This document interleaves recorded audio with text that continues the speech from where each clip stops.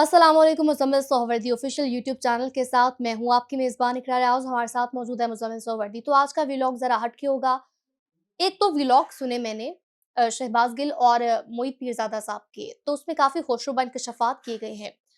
तो इन इंकशाफ़ात में कितनी सच्चाई है? क्या वाक़ई ये चीज़ें होने वाली हैं या हो रही हैं या हो चुकी हैं? तो मुज़म्मिल साहब अस्सलामु अलैकुम। वालेकुम सलाम इकरा, क्या हाल है आपके? मुज़म्मिल साहब बताएँ कि जो शहबाज़ गिल ने 2 दिन पहले यानी 15 अगस्त को एक व्लॉग किया जिसमें उन्होंने कहा कि नून लीग के करीबी ज़राए शहबाज़ शरीफ के राइट हैंड से खबर मिली है कि एहसन इकबाल को 2 से 3 हफ्तों के दौरान बहुत ही ताकतवर जगह से 2 थप्पड़ पड़े हैं। उस दिन के बाद से नून लीग में बहुत ज़्यादा परेशानी पाई जा रही है, तो बताइएगा क्या वाक़ई उनको थप्पड़ पड़े हैं या ये बात बस हवा में कर दी गई है? इकरा एस्टेब्लिशमेंट और सियासी हुकूमत के दरमियान पाकिस्तान में तल्खियों की एक दास्तान है। लेकिन इस दास्तान में ये ज़रूर है कि दोनों तरफ से ज़्यादतियाँ होती रही हैं। मैं कोई एस्टेब्लिशमेंट को मुक़द्दस गाय नहीं करार देता और सियासतदानों को भी नहीं देता। लेकिन आज के हालात में इस वक़्त मुस्लिम लीग नून और एस्टेब्लिशमेंट का हनीमून चल रहा है, लिहाज़ा ऐसे किसी वाक़ये का वजूद होना मुमकिन ही नहीं है। ये तब होता है जब तनाव बहुत बढ़ जाता है, जब एक-दूसरे को निकालने के लिए खींचातानी बढ़ जाती है। यकीनन इमरान खान को थप्पड़ पड़े और शहबाज़ गिल की मौजूदगी में पड़े इमरान खान को थप्पड़, जब वो अदम एतमाद पर वोटिंग नहीं करा रहे थे, जब वो वज़ीर-ए-आज़म हाउस छोड़ने के लिए तैयार नहीं थे, जब सुप्रीम कोर्ट के अहकामात के बावजूद भी रात 12 बजे तक वो अदम एतमाद पर वोटिंग नहीं करा रहे थे और मुल्क का आइन तोड़ने की तैयारी कर रहे थे, तो उन्हें थप्पड़ पड़े थे। और सब गवाह हैं कि शहबाज गिल की मौजूदगी में थप्पड़ पड़े थे और इन्होंने अपने लीडर को थप्पड़ खाते देखा है, तो लिहाजा इन्हें लगता है सबको थप्पड़ ही पड़ते हैं।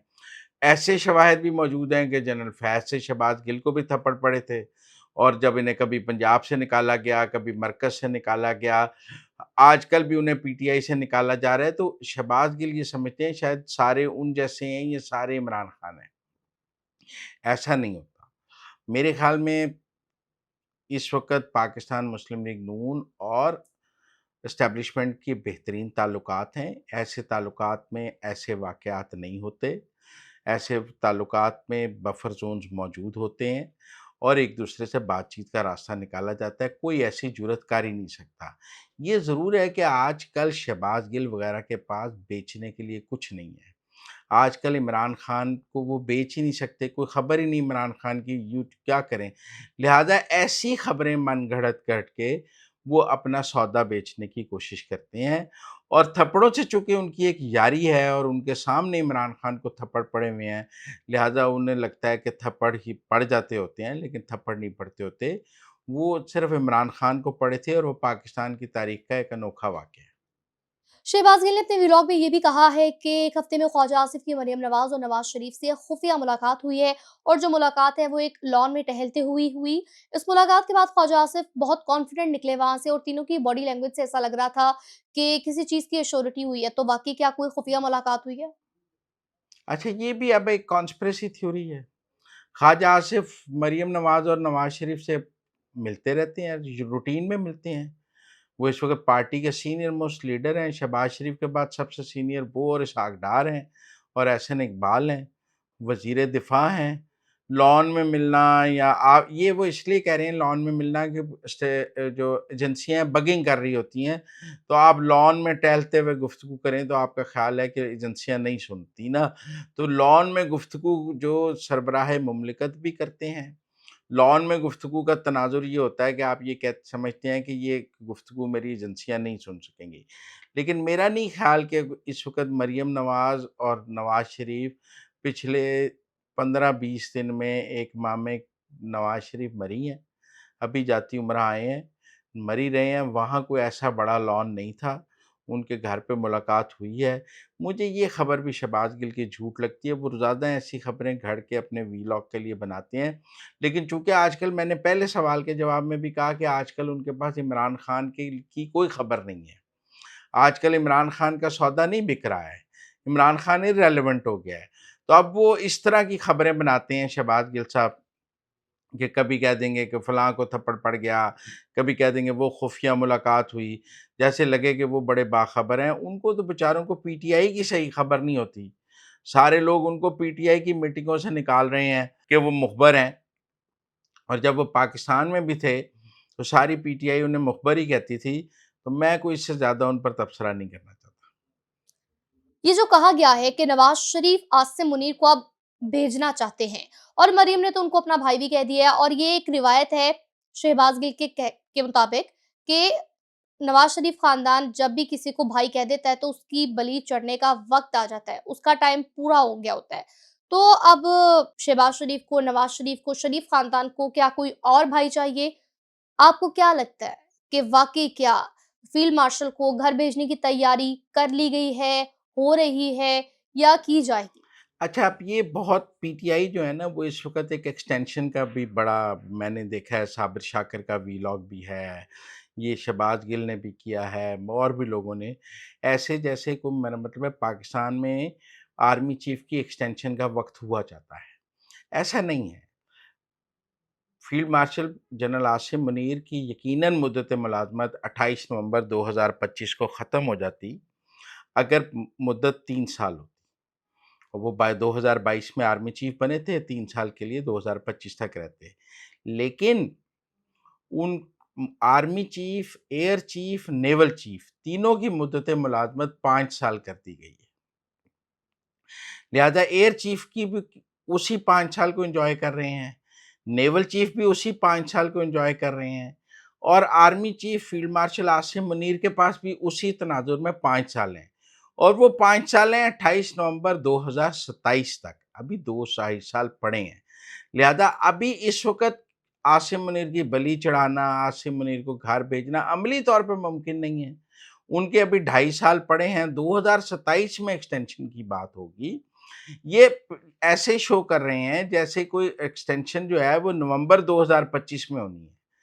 ये शायद पाकिस्तान से गए बहुत अरसा हो गया है, कानून बदल गया है, 5 साल है। वही 5 साल के तहत इस वक़्त एयर चीफ 5 साल एन्जॉय कर रहे हैं, नेवल चीफ 5 साल एन्जॉय कर रहे हैं, उसी के तहत आर्मी चीफ की भी 5 साल हैं। तो ये 5 साल 28 नवंबर 2027 तक है। तो एक्सटेंशन का सवाल आएगा 2027 में, आज एक्सटेंशन का सवाल नहीं है, लिहाज़ा आज ये सवाल भी नहीं है कि घर भेजने का वक़्त हुआ चाहता है। 27 में बात होगी कि एक्सटेंशन देनी है, नहीं देनी है। देनी है तो फिर 2032 तक है। तो मुझे लगता है कि आज ये सवाल मौजूद ही नहीं है, आज ये क़ब्ल अज़ वक़्त सवाल है। ये सोच रहे हैं आर्मी चीफ़ की मुद्दत है 3 साल, और इनके ख़्याल में 28 नवंबर 2025 को पूरी होनी है। ये नहीं जान रहे कि कानून बदल गया है, और बदले हुए कानून के तहत अब मुद्दत है 2027 तक। तो लिहाज़ा ये सवाल ही अजीब है कि जी जाने का वक़्त हुआ चाहता है, रहने का वक़्त हुआ चाहता है। उन्होंने अपनी मुद्दत 2027 तक तो पूरी करनी है। मुज़म्मिल साहब, मोहित पीरज़ादा के बकौल जहां पहले से बगावत और सियासी अपसेट हो, वहां सैलाब भी आएंगे, सैकड़ों लोग हलाक भी होंगे, अरबों की अमलाक भी तबाह हो जाएंगी। तो पाकिस्तान की रियासत पर और इसकी वहादत पर क्या इसके असरात होंगे? इससे वहां के लोगों पर बेगानगी का एहसास बढ़ेगा कि हमें हमारी किस्मत पर छोड़ दिया गया है। आप क्या कहेंगे? देखें, 18वीं तरमीम के बाद तमाम सूबों ने अपनी प्रोविंशियल डिज़ास्टर मैनेजमेंट अथॉरिटीज़ बनाई। पंजाब की अपनी प्रोविंशियल डिज़ास्टर मैनेजमेंट अथॉरिटी है, सिंध की अपनी है, केपी की अपनी है, बलूचिस्तान की अपनी है। और ये इसलिए कि 18वीं तरमीम के तहत ये डिवॉल्व हो गया। एनडीएमए तो बना था ना जब ज़लज़ला आया था 2005 में, लेकिन जब आपने आगे आके 2010 में 18वीं तरमीम की, तो आपने ये जो डिज़ास्टर मैनेजमेंट है इसको डिवॉल्व किया, इसको सूबों को दे दिया। फिर सूबों ने अपनी प्रोविंशियल डिज़ास्टर मैनेजमेंट अथॉरिटीज़ बना ली, सूबों ने अपने रेस्क्यू बना लिए 11, 22। लिहाज़ा अगर लोगों को बरवक़्त डिज़ास्टर मैनेजमेंट अथॉरिटी कोई मदद नहीं दे सकी, ये वफ़ाक का या पाक कसूर नहीं है, ये केपी की हुकूमत का, सूबाई हुकूमत का कसूर है। अगर रेस्क्यू नहीं किया जा सका तो ये भी केपी की सूबाई हुकूमत का कसूर है, सबको ये बात पता है। अब देखें ना जी, अब पीडीए जो केपी का प्रोविंशियल डिज़ास्टर मैनेजमेंट अथॉरिटी के वो हेड बात कर रहे थे कि हमारी 2 गाड़ियाँ जो हैं वो रेस्क्यू की वो पंजाब के पास हैं। मैंने पूछा भी पंजाब के पास क्यों हैं? उन्होंने कहा जी जब डी चौक पे चढ़ाई के लिए ना ये रेस्क्यू की गाड़ियाँ भी ले आए थे। आप बताएँ किसी सियासी जलसे में रेस्क्यू की गाड़ियाँ लाना जायज़ था?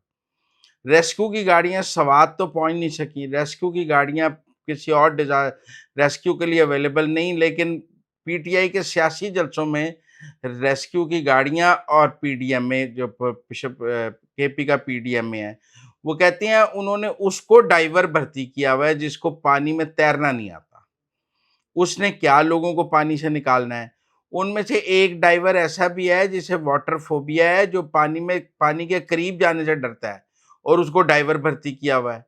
तो टेक्निकली ये जो सारा मलबा है, ये केपी की पीटीआई गवर्नमेंट के ऊपर 13 साल से उनकी हुकूमत है। तमाम भर्तियां उन्होंने की हैं, रेस्क्यू उन्होंने बनाना था, हेलीकॉप्टर उन्होंने रेस्क्यू को देना था, एयर एम्बुलेंस उन्होंने बनानी थी। ये सब कुछ सूबे अपने वसाइल से कर रहे हैं। केपी की हुकूमत ने भी अपने वसाइल से करना है।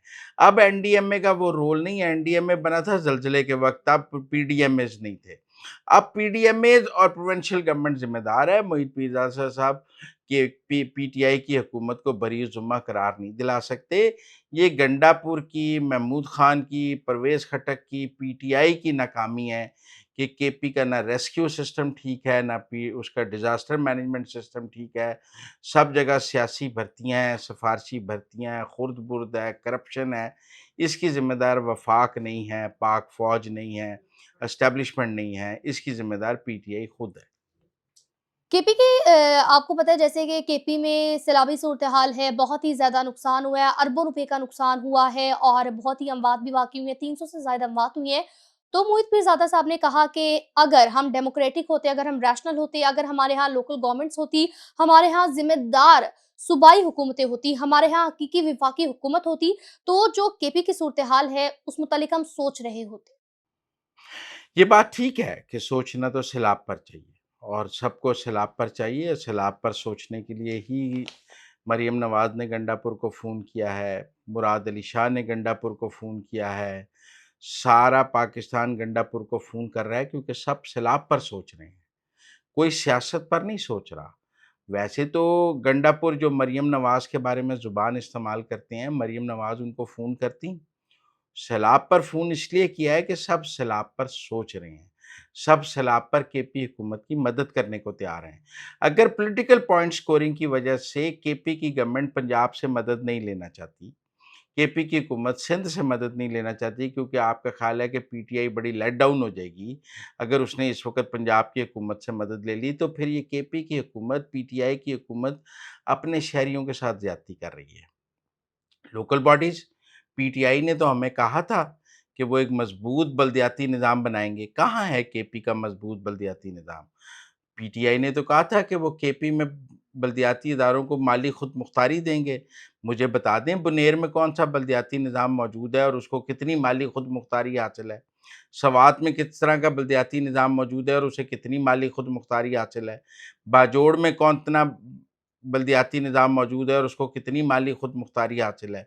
आपने ये सारे नारे पीटीआई ने लगाए थे ना। मैं मानता हूँ कि जी सिंध का बुरा होगा, पंजाब का बुरा होगा, पर 13 साल से आप केपी में आपकी हुकूमत है। आप वहाँ एक मॉडल निज़ाम बल्दियाती बनाकर दिखाते ना, ताकि हम आज बाकी सूबों को कह रहे होते कि देखें केपी का निज़ाम।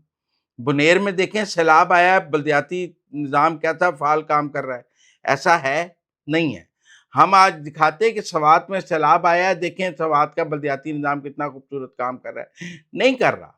क्योंकि पीटीआई ने जो भी नारे लगाए थे वो सब झूठ साबित हुए, फेक साबित हुए। करप्शन खत्म करना, 13 साल में पीटीआई में केपी में करप्शन नहीं खत्म कर सकी। कहते थे 90 दिन में खत्म कर देंगे, 13 साल।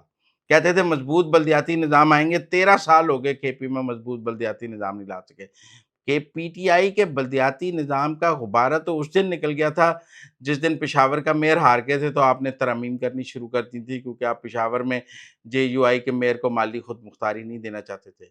लिहाज़ा हक़ाइक़ को उनके दुरुस्त तनाज़ुर में देखेंगे, तो आपको चीज़ें बिल्कुल ठीक समझ आएँगी। मुज़म्मिल साहब इज़ दिस रियली ट्रू कि मोहित पीरज़ादा साहब ने कहा है कि सहाफ़ियों को इजाज़त नहीं होती कि आर्मी चीफ़ जो कुछ बताए वो छाप दिया जाए। अगर सुहेल वड़ाइच ने कॉलम लिखा है और वो अगवा भी नहीं हुए, गुम भी नहीं हुए तो इसका मतलब है कि उन्हें आर्मी चीफ़ ने इस्तेमाल किया है। क्या वो वाक़ई इस्तेमाल हुए? नहीं, अब मोहित पीरज़ादा साहब तो एस्टेब्लिशमेंट के खुद बहुत चहेते रहे हैं। सब जर्नैलों को ये खुद मिलते रहे हैं। इनके ज़रिए तो हमें सारे जर्नैलों की बातें पता लगती थी। जर्नलिस्ट जब जिससे मिले उसकी जो बात हो उसको आवाम तक पहुँचानी चाहिए। मैं समझता हूँ सोहेल वड़ाई साहब ने प्रोफ़ेशनली बिल्कुल ठीक काम किया, उनकी एक गुफ्तगू हुई उन्होंने मेरे और आप तक पहुँचा दी। यही उनका बुनियादी काम है, यही सोहेल वड़ाइच की प्रोफ़ेशनल ज़िम्मेदारी है। ये जो खुफ़िया बातें हैं ना रातों को ऑफ द रिकॉर्ड मशवरे करना हुकूमतों के साथ सहाफ़ियों का, ये सहाफ़ियों का काम नहीं है। उनका काम है कि अगर किसी ने उनसे कोई बात की है तो वो आवाम तक पहुँचाना खबर की सूरत में। मेरे ख़्याल में ठीक किया है उन्होंने, मैं नहीं समझता कि सोहेल वड़ाइच साहब ने कोई गलत काम किया। तो नाज़रीन, अब तक के लिए इतना ही। आपसे मुलाकात होगी अगले व्लॉग में। तब तक के लिए हमें दीजिए इजाज़त और हाँ, चैनल को लाइक, शेयर, सब्सक्राइब करना ना भूलिएगा। अपने कीमती फीडबैक से आगाह कीजिएगा और जिन्होंने व्हाट्सएप चैनल अभी तक फॉलो नहीं किया, सब्सक्राइब नहीं किया, तो व्हाट्सएप का लिंक डिस्क्रिप्शन में है, तो उसको भी देखिए।